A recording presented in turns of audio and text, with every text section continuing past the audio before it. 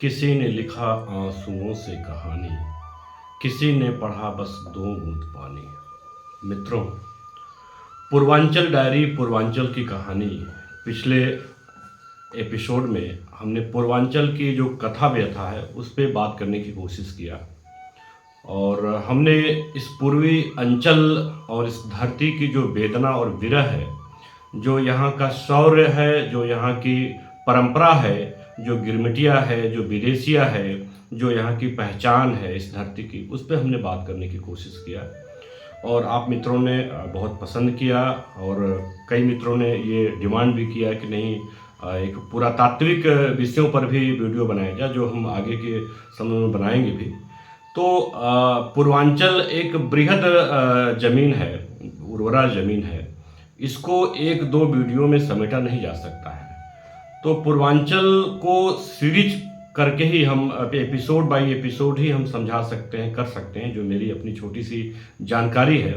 और जो जानकारी नहीं हो उसको हम अध्ययन करते हैं, पढ़ते हैं, तो हम कोशिश करते हैं कंप्लीट वीडियो आपको, कंप्लीट जानकारी आपको हम अपने वीडियो के माध्यम से दें।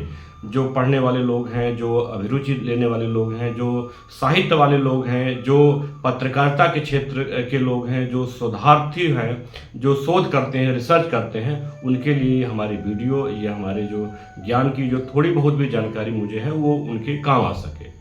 तो पूर्वांचल डायरी एक बहुत बड़े आंचलिक क्षेत्र को परिभाषित करती है, उसका द्योतक है, उसकी प्रतीक है। और हम पूर्वांचल की जो कथा व्यथा है इस डायरी के माध्यम से देने की कोशिश कर रहे हैं। तो पहला जो इशू हमने, पहला जो अंक है, इसको हमने प्रसारित किया, आप मित्रों ने उसको पसंद किया। तो इस बार जो अगला कड़ी जो हम बनाने जा रहे हैं, जिस पे हम आज बात करेंगे, हम ये आपसे वादा करते हैं कि आने वाले दिनों में जो पूर्वांचल डायरी है उसको क्रमशः अलग अलग विषयवार बनाएंगे, चाहे वो साहित्य का क्षेत्र हो, संस्कृति का क्षेत्र हो, पलायन का क्षेत्र हो, विदेशिया जैसे विषय को उठाना हो, गिरमिटिया जैसे विषय को उठाना हो, यहाँ पूर्वांचल के शौर्य की बात करनी हो, यहाँ के अदम्य साहस की बात करनी हो, यहाँ के उद्योग धंधे की बात करनी हो, यहाँ के नर नारी समता की बात करनी हो, या यहाँ की पहचान जो है पूर्वांचल की, खास तौर पे इस उर्वरा जमीन की क्या पहचान है उसकी बात हम करेंगे। तो अलग अलग विषय अलग अलग वर्गीकृत करके हम आगे के कड़ियों में हम आपको दिखाएंगे और बताएंगे। लेकिन आज भी हम आपको जो बताएंगे एक समग्र ही बताएंगे, क्योंकि उसकी तैयारी के लिए मुझे समय नहीं मिल पाया कि मैं एक खास क्षेत्र की बात आपसे करूं। तो एक समग्रता के हिसाब से मैं फिर से आपको जो पिछली कड़ियों में मैंने बताया था उसके आगे की कहानी मैं पूर्वांचल के बारे में बताना चाहूँगा कि ये एक डायरी है। उस डायरी के पन्नों को जब हम पलटते हैं तो पूर्वांचल का जो दर्द है, जो उसकी वेदना है, जो उसकी पहचान है, वो कहीं न कहीं से पलायन है। उस पलायन में कहीं से भागने का अर्थ नहीं है, उस पलायन में एक पीड़ा है, एक दर्द है, एक वेदना है, लेकिन वो पलायन जो हुआ है वो संभावनाओं की तलाश में है।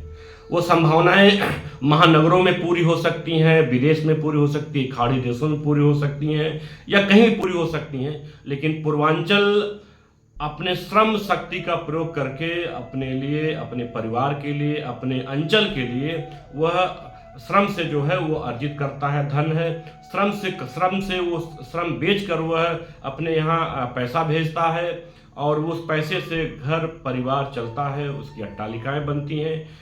उसका एक सामाजिक पहलू आप जब देखेंगे कि ये इससे होता क्या है, जब कोई पूर्वांचल वासी अपने घर को छोड़ के विदेश पैसे कमाने जाता है, या पहले के समय में जब विदेश पर मतलब अपने दूसरे राज्य को ही परदेश कहा जाता था, जैसे हम उत्तर प्रदेश वासी हैं, हम बिहार के वासी हैं, पूर्वी अंचल के हैं, हम पश्चिमी बिहार के हैं, तो हम जब कलकत्ता जाते थे कमाने के लिए, बंगाल जाते थे, जो उस समय जो पहले राजधानी दिल्ली से पहले कोलकाता हुआ करती थी, अंग्रेज जो पहली बार जो कह सकते हैं कि प्लासी के युद्ध के बाद जब बंगाल में पूरी तरह से काबिज कर लेते हैं और लगता है कि भारत का जो इतिहास ही नहीं भूगोल भी बदलने वाला और बदल जाता। संवेदना की इस धरती पर जब हम बात करते हैं तो मुझे लगता है कि जो यहाँ की जो आबादी है, खास तौर पे जो आधी आबादी है, उसके मानस में, उसकी चेतना में इस बात का एक मिथक या कह लीजिए कि एक तरह से भ्रम बैठा हुआ है। अभी भी आप जो पुराने लोग हैं गांव में, जो हमारी दादियाँ हुआ करती थीं या जो हमारी बुआ हुआ करती थीं या जो भी पुराने लोग होते थे, तो आप उनसे उनके जो लोकगीतों में सुना करते थे कि कैसे कोई उनके घर का कोई पुरुष कमाने के लिए बंगाल जाता है, कोलकाता जाता है, फिर वापस नहीं आता है, चिट्ठी आती है, फिर चिट्ठी के आना बंद हो जाता है और वो वहीं बस जाता है, वो बिल्कुल आना ही बंद कर देता है या वो विदेशी धरती पर चला जाता है।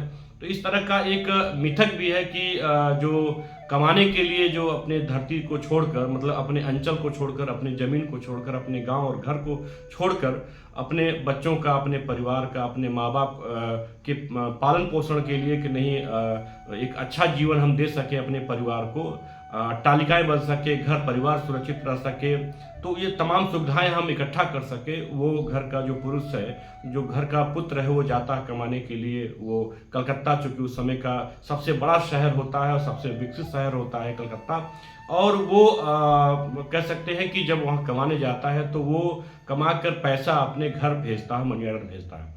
तो मनी ऑर्डर तो हर महीने आते हैं और मनी ऑर्डर से घर का जो घर गृहस्थी है चलती है, परिवार पलता है, बच्चे पढ़ते लिखते हैं और आगे चीज़ें बढ़ती हैं। लेकिन जो ये कह सकते हैं कि जो पति पत्नी का जो संबंध है, जो ये कह सकते हैं कि एक विरह की जो भावना होती है, वो वहीं से शुरुआत हो जाती है।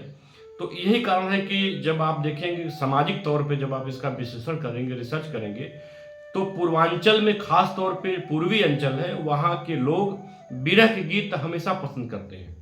क्योंकि कोई भी गीत या कोई भी विधा किसी अंचल विशेष में पसंद तब की जाती है, उसका कुछ रीजन होगा, उसका कोई कारण होगा।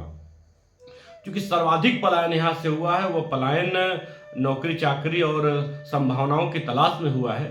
तो ये कह सकते हैं कि जब एक नई शादी होती है, नवयौवना वधू आती है घर में और पति फिर कमाने के लिए घर से बाहर चला जाता है, विदेश चला जाता है, परदेश चला जाता है, तो ऐसे में वो रोज़ इंतज़ार करती है कि कब पत्र आएगा, कब हमारे पति वापस आएंगे। तो ये एक एक करके एक एक दिन बढ़ता चला जाता है।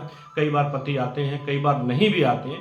तो ये जो विरह की जो वेदना है, जो चलता रहता है किसी महिला के भीतर, जो उनको कांपता रहता है, जो उफान उठता है, तो यहीं से वो शब्द जो है विदेशिया उत्पन्न होता है। और भिखारी ठाकुर जैसा भोजपुरी का शेक्सपियर जिन्हें कहा जाता है, वह उस विरह वेदना के वो मर्मज्ञ हैं, वो उस वेदना के चरम को समझते हैं।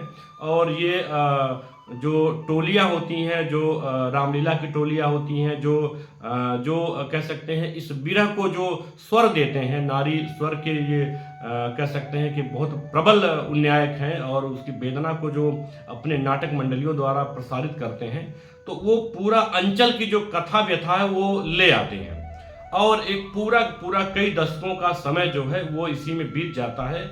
और जो यहाँ के पुरुष जो जाता है कमाने के लिए बाहर के देशों में, या कह सकते हैं कलकत्ता या अन्य राज्यों में, वह कई बार वापस नहीं आ पाता है। यहाँ एक मिथक जिसकी हम बात पहले भी किए हैं, तो मिथक ये होता है कि यहाँ हमारे जो दादी थीं या उस समय के जो लोग थे, प्रायः ये बात किया करते थे लोग के यहाँ के लोग जब वहाँ जाते हैं तो वहाँ की जो औरतें हैं, बंगाल की जो औरतें हैं, वो उन्हें सुग्गा बना लेती हैं। सुग्गा से मतलब तोता बना के पिंजरे में कैद कर लेती हैं। तो ये एक मिथक हमारे पूर्वी अंचल में बहुत पहले से चला आ रहा है। दरअसल बंगाल का जो काला जादू है, जिसकी बात होती थी कि नहीं ये बंगाल का जो काला जादू है वो चल जाता है। तो काला जादू से मतलब है कि बंगाली जो खूबसूरती है वो उसके आगोश में जब यहाँ का पुरुष आ जाता है और कई बार वो उनके उस सौंदर्य पास में फंस जाता है और वापस नहीं आ पाता है, और वहीं दूसरी शादी करके वो घर परिवार बसा लेता है। तो जो पहली पत्नी, पहली जो ब्याहता है, वो इंतजार करते करते वो थक जाती है, इंतजार करते करते वो ख़त्म भी हो जाती है। तो ऐसे समय में वही मैंने बात किया कि ये पूरा जो 3-4-5 दशकों का जो समय बीतता है या उससे ऊपर का समय बीतता है, तो वो विदेशिया पैदा होता है। और इस दर्द, इस वेदना को नाटक के माध्यम से भिखारी ठाकुर जो है वो मंचित करते हैं हम, और वो नाटक दिखाया जाता है। तो चूंकि विदेशिया कोई मतलब ये पहले से तय किया गया कोई शब्द नहीं था, लेकिन चूंकि जो घर से निकल के कमाने के लिए बाहर गया, तो विदेश गया, तो वो जाने वाले व्यक्ति को ही विदेशिया कहा गया कि वो विदेश गया। चूंकि देश में भी परदेश बनते रहे हमारे यहाँ, और वो परदेश इसी सेंस में बनते रहे क्योंकि जो तलाश थी कि नौकरी की तलाश थी, संभावनाओं की तलाश थी, उद्योग धंधों की तलाश थी, उस तलाश में वो निकलते रहे हैं। और जब वो आदमी यहाँ से जाता है, जब वो कमाने के लिए बाहर जाता है, तो जाहिर सी बात है वो कुछ समय तक पैसे रुपए भेजता है, वो बाकी जो सुविधाएं हैं घर परिवार की सोचता है। लेकिन जब वो किन्हीं कारणों से, चाहे वो शारीरिक कारण हो, चाहे वो सामाजिक कारण हो, चाहे वो संवेदना की बात हो, जो भी हो, जब वहाँ बस जाता है, एक शादी और उसकी हो जाती है, तो वो दो पार्टों में मतलब पीस के रह जाता है। तो ये जो वेदना है, जो दर्द है, खास तौर पे जो आधी आबादी नारी की वेदना है पूर्वांचल की, वो वेदना को मुखर करने वाली जो विधा है वो विदेशिया है। वह विदेशिया एक दर्द में बिल्कुल समाहित बिल्कुल वो विधा है। और वो जब आप विदेशिया का जो स्वर सुनेंगे तो वो लग जाता है कि वह एक अलग स्वर है। जब भी कोई विदेशिया गाता है तो उस दर्द की बिल्कुल चरम पर पहुंच जाता है। अब संवेदना की चरम पर आप पहुंच जाते हैं। तो उस विदेशिया को मुखर करने वाले भिखारी ठाकुर, जिन्हें भोजपुरी का शेक्सपियर कहा जाता है, वो उन्होंने बहुत बड़ा काम किया। तो ये साहित्य में एक नई विधा के रूप में अंगीकृत की जाती है और वो विधा होती है विदेशिया। पूर्वांचल में एक नाम और आता है जिन्हें हम बिरही विश्राम भी कहते हैं। बिरही आप समझ सकते हैं कि विरह की बात करने वाला, विरह वेदना में डूबा हुआ इंसान। विश्राम उनका नाम था। वो आजमगढ़ में उनका जन्म होता है या मऊ में, या कह सकते हैं अखंड आजमगढ़ में उनका जन्म होता है। और कहते हैं कि विश्राम के जो बिरहे हैं वह बिरह की चरम है। उनकी जो मयार है, उनकी जो स्थिति है, या कह सकते हैं उनके संवेदना का जो चरम है, भोजपुरी साहित्य में जिस तरीके से विश्राम के बिरहे संकलित किए जो गए, और वो संकलन किया मुकराम सिंह ने, जो आजमगढ़ के एक वरिष्ठ पत्रकार थे, आज अखबार में लिखा करते थे। और ईश्वर चंद्र सिन्हा जो सहायक संपादक थे आज अखबार के, उनके कहने पर उन्होंने वो किया। और राहुल सांकृत्यायन जैसे महान विद्वान ने भी इन बिरहों को सुना और संकलित कराया, और उस पर एक किताब भी प्रकाशित हुई है, बिरही विश्राम करके। तो विश्राम के बारे में आप समझ लीजिए कि वो जो संवेदना होता है, जो दर्द की पराकाष्ठा होती है, उसको भोजपुरी के शब्दों में महसूस करने वाले, लिखने वाले, उनकी स्थिति वही है जो अंग्रेजी साहित्य में कीट्स की है। यानी कीट्स जिस संवेदना को जीता है, जिस संवेदना को लिखता है, वो पूरी पूरी संवेदना भोजपुरी में बिरही विश्राम लिख सकते हैं। ये हमारे लिए बहुत बड़ी बात है। बिरही विश्राम पर बहुत काम नहीं हुआ। कारण क्या है कि बहुत अल्प काल में ही उनका निधन हो गया। बताते हैं कि वो प्रायः जो है हमारे यहाँ बिरहे लगते हैं, बिरहों का मंच लगता है। एक समय आप चले जाइए 10-20 साल पहले या 3-4 दशक पहले, तो ये तमाम तरह के बिरहे गाए जाते थे। तो वो बिरहे सुनते भी थे, गाते भी थे। लेकिन कहा जाता है कि जब उनकी पत्नी का मतलब बहुत कम उम्र में जब निधन हो गया, तो विश्राम बिल्कुल व्याकुल हो गए, बिल्कुल पागल हो गए, और जैसे लगता है बिल्कुल अर्ध विक्षिप्त की अवस्था में आ गए। और वो जब पत्नी उनकी जब वो सौदा के लिए जाते हैं और तमसा के तट पर उनको सौदा देते हैं, और उस समय जब उनकी चिता में आग लगती है, उस दृश्य को वहीं से कह सकते हैं कि सरस्वती उनमें विराजमान है, वो फूटती हैं, उनके स्वर से निकलती हैं। और जिस तरीके से उस चिता की आग से जो देखते हैं, जो दृश्य आता है, और जिस तरह संवेदना का चरम वो लिखते हैं, शायद मुझे लगता है हिंदी साहित्य में भी उस चरम तक पहुंचना आसान नहीं है। वो कह सकते हैं अंग्रेजी साहित्य में कीट्स पहुंच चुके हैं। तो ये कह सकते हैं कि भोजपुरी के कीट्स हैं बिरही विश्राम। और वो आप, मैं कहूँगा कि उस बिरही विश्राम किताब को जरूर पढ़ें, क्योंकि ये हमारी थाती है, ये हमारी विरासत है। और कोई संवेदना की इस चरम तक पहुंच सकता है, ये आपको इस बात का आश्चर्य होगा और गर्व भी होगा कि ये पूर्वांचल की धरती इस तरह के महान लोगों को जनी है। तो ये मैंने बिरही विश्राम के बारे में भी बात की, और विदेशिया भिखारी ठाकुर के बारे में बात की। एक शब्द आता है गिरमिटिया।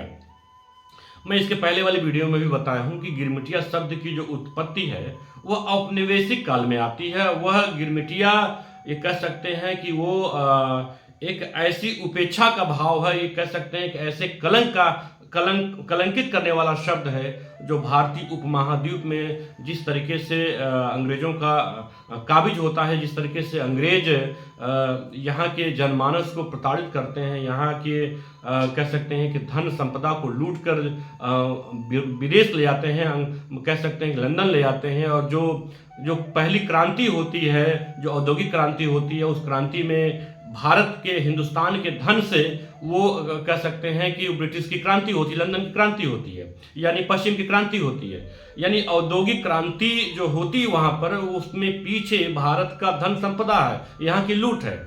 तो उस समय होता क्या है कि जब हमारा पूर्वांचल, जहाँ पर कहा जाता है कि लेबर रहते हैं, पश्चिमी बिहार और पश्चिमी पूर्वी उत्तर प्रदेश में जहाँ कहा जाता है कि लेबर रहते हैं या श्रम करने वाले लोग होते हैं, तो वो उस समय की बात है कि जब वो यहाँ के लेबर को, यहाँ के श्रम करने वाले व्यक्ति को, उनके परिवार को वो एक एग्रीमेंट करते थे और वो उसके लिए एक लेबर डिपो बाकायदा बनाए थे जो गोरखपुर में इस्टेब्लिश था, गोरखपुर में स्थापित था। उस गोरखपुर लेबर डिपो में एक एक परिवार का, एक एक व्यक्ति का जो विदेश जिनको ले जाना होता था, उनको बाकायदा उनका सजरा, उनका नाम, पिता, पता और सब कुछ लिखा जाता था और उसको बोलते थे कि एग्रीमेंट। यानी जो गांव में उस समय जो शब्द चला कि ये फला लेबर जो है एग्रीमेंटिया लेबर है, तो एग्रीमेंटिया लेबर बाद के समय में एग्रीमेंटिया हर व्यक्ति नहीं कह पाता। जो उस समय की जो निरक्षर आबादी थी, जो कम पढ़ी लिखी आबादी थी, तो उसको एग्रीमेंटिया बोलने में असुविधा होती थी, तो एग्रीमेंटिया बाद के समय में वो गिरमिटिया हो गया। तो गिरमिटिया शब्द की उत्पत्ति भी आप कह सकते हैं कि इसी धरती से होती है, या कह सकते हैं कि ये शोषण का पूरा औपनिवेशिक काल में पैदा होता है ये शब्द। दोनों ये जो शब्द है, तीनों शब्द जो है वह विरह को प्रदर्शित करते हैं, उस वेदना को प्रदर्शित करते हैं, पलायन को प्रदर्शित करते हैं और संवेदना के चरम को प्रदर्शित करते हैं। मित्रों, आज के वीडियो में बस इतना ही।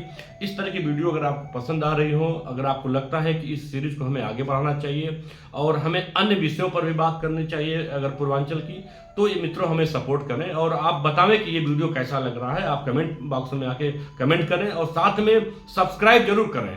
जब आप सब्सक्राइब करेंगे और इसको शेयर करेंगे तो मुझे लगेगा कि ये चीज़ें और जगह तक पहुंच रही हैं, लोगों तक पहुंच रही है। तो कृपया करके हमारे इस वीडियो को कंटिन्यूअस देखने के लिए इसको सब्सक्राइब करना ना भूलें। धन्यवाद।